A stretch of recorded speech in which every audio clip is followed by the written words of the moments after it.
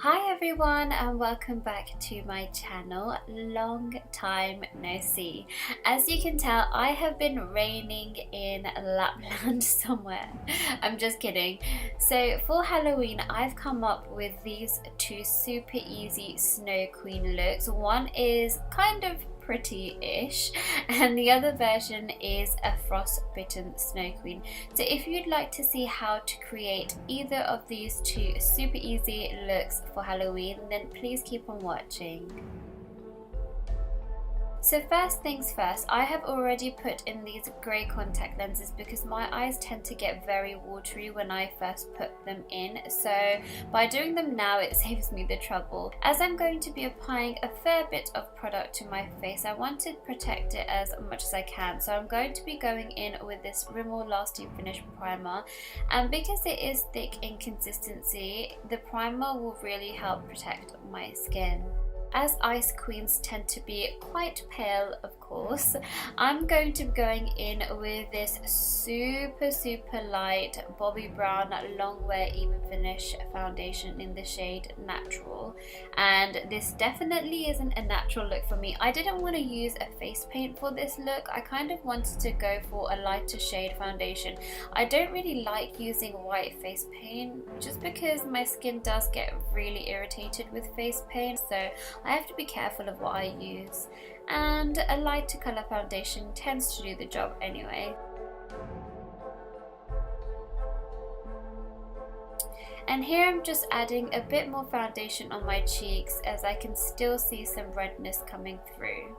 As this shade is super light, I'm making sure I cover any exposed areas like my neck and my ears as well, so you definitely want to do that. And you also want to cover your hands as well if you are going to be exposing your hands. I didn't do that for this tutorial because I was just going to take it all off anyway, as I don't have anywhere to go after this, but yeah, for Halloween you definitely want to cover your hands as well. Next I'm going in with this Urban Decay Naked Skin Weightless Concealer in the shade Medium Dark Warm, and this is a full coverage concealer, so it will cover up any blemishes that I have or any kind of redness that I have going on. And I'm just applying that on the high points of my face just to make me look even more pale. This is the actual shade that I use to highlight, so it's slightly darker than I'd like it to be, but we can work with it. So anyways, next to set the foundation and concealer in place, I'm going in with this translucent setting powder by MAC, and I'm literally just packing that all over my face, and this just adds to the pale look that I'm going for because even though it says it's translucent, it is a white powder, so it just makes me look even more paler.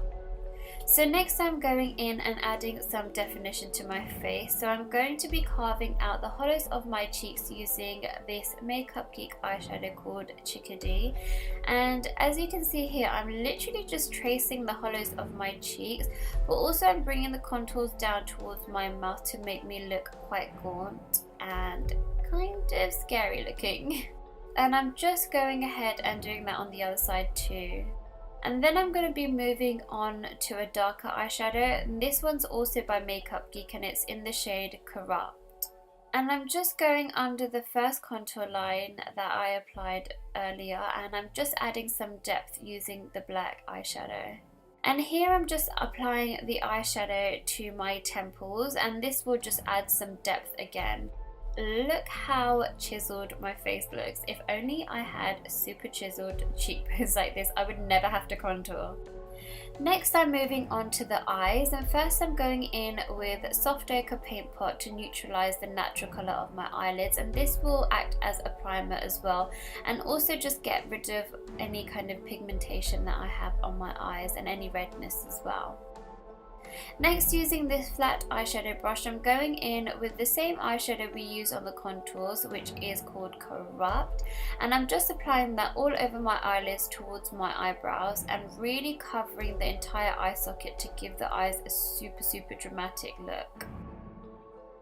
And I'm not too worried about keeping it neat or anything like that, as I'll be going back to blend the eyeshadows in when I finish the eyelids off. Here I'm taking a smaller detailed brush and I'm just applying the eyeshadows to my lower lash line. And as you can see here, I'm dragging the eyeshadows out and I'm kind of mapping out how far I want the eyeshadow to fall beneath my eyes. And again, don't worry too much if this isn't perfect, because it's just a rough guide and we will be filling this in later. Next, I'm taking my Inglot AMC Gel Liner in the shade number 77 and I'm applying that to my waterline. I'm dragging the eyeliner out onto my lower lash line as I'm going to be blending that out. So here I'm taking the smaller detailed brush again and I'm just diffusing the eyeliner that I applied. And next I'm taking this fluffy blending brush and I'm faintly filling in the triangles that I created earlier, and again I'm using Corrupt to do this. Next I'm taking this super gorgeous silver eye pigment by Colourpop in the shade Liberty, and I'm basically just packing that on top of the black eyeshadow that I have just filled in. You're probably wondering why I even bothered to apply the black if I'm just going to go ahead and cover it. Well, the reason for that is because it adds depth to the silver, otherwise it will end up just looking super flat and glittery, and I didn't really want that. I wanted it to have some dimension. I've also applied the pigment above the eyelids towards my eyebrows and I'm just blending that out using the blending brush. I then felt like the triangles were way too defined, so I'm blending that out using my fingers. And guys, don't worry too much about making mistakes and things like that, because we can always go in and change things if you're not happy with the way that it looks. I also then decided I wanted my eyes to be way darker than they are here, so I'm going in again with the Inglot AMC Gel Liner and I'm just applying that all over my eyelids and on my lower lash line as well, and this will really make my eyes super dark. I'm just blending that all out again. Next I'm taking Nylon and applying that on my forehead just above my eyebrows to blend the silver in gradually. This also adds a slight shimmer too, which is nice, so when the light hits it, it will look really nice and glowy. Of course, an ice queen needs some kind of sparkle, so I'm next going in with this clear glitter glue from Hobbycraft and I'm just adding that beneath my eyes, and I'm applying the glitter closer together towards the top and then scattering it out as I get towards the end of the triangle. An ice queen would not be complete with fierce eyebrows, of course. So I'm taking these pearls and rhinestones and I'm just going to be sticking them on randomly across my eyebrows using the tiniest amount of lash glue. Okay, I'm sure you get the gist, so I'm going to move on, otherwise we will be here forever. So next I applied these 120 lashes by Lashsensation. I applied them off camera because you have seen me do it quite a few times. And here I thought I'd be extra and add the glitter glue to my lashes. Now this will ruin the lashes, so only do this to a pair you're not that bothered about. Or you could skip this step if you wanted to, although when the light catches your eyes in certain angles, it does look really pretty cool. Next for lips, I wanted to stick to the silver theme with a pop of colour. So first I'm going in with this Colourpop eyeliner. I've never actually used it before and I've had it for such a long time, so I'm glad it came to use for something. So anyways, this is in the shade Kicker and I'm literally just covering my entire lip with this thing. Next, to add a bit of colour to my lips, I'm going in with Coconut by Colourpop, and this colour is so stunning. It reminds me of like a peacock or something. It's just super gorgeous. I'm just adding that to the centre of my lips. And I did have to do a few layers of this for it to show up on the silver. And finally, what ice queen would be complete without a little glow? So I'm going in with this pigment by MAC called Vanilla, and this is so stunning. I'm just applying that on my cheekbones and the bridge of my nose, as well as my forehead as well. And these are all the areas where the light naturally hits the face, so it will look super glowy and really nice and shimmery. which is kind of what an ice queen should look like, right? And this is the final ice queen look with my wig and my handmade crown on, which by the way is inspired by Jordan Hands, who is an incredibly super talented artist, so definitely check her out. I'll leave her details down below. And next I'm going to be showing you how to create the frostbite effects, so keep watching. So first you want to get liquid latex and apply 3 to 4 layers of that on patches around your face. I am using my fingers because I am weird. I love picking the latex off, but you can definitely use a sponge or even a cotton bud to do this step.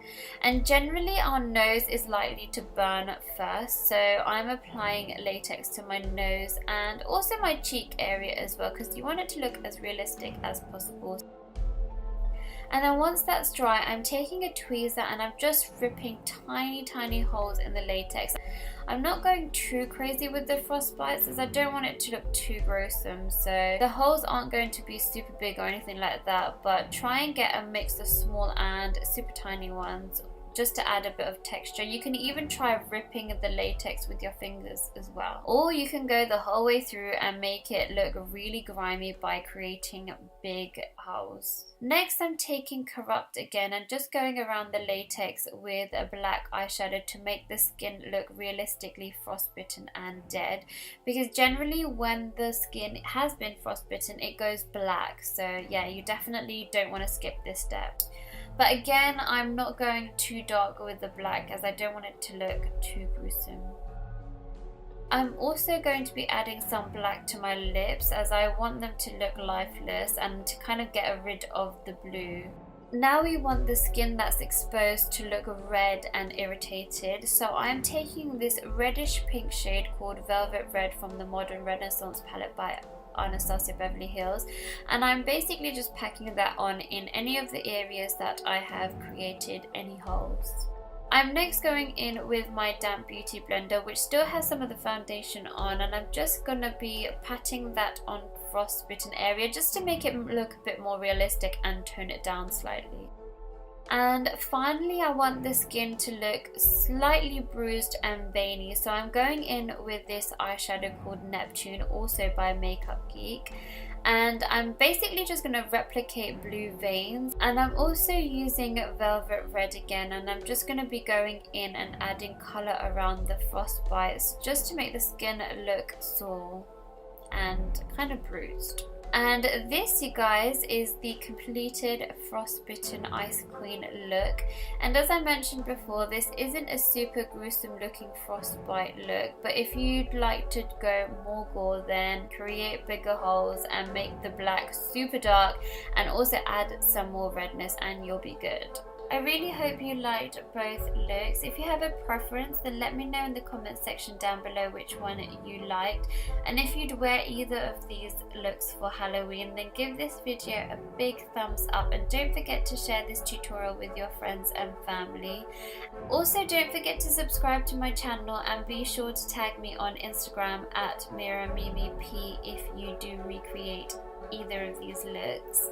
And I hope I'll see you in my next one. Bye for now, and have a safe and lovely Halloween.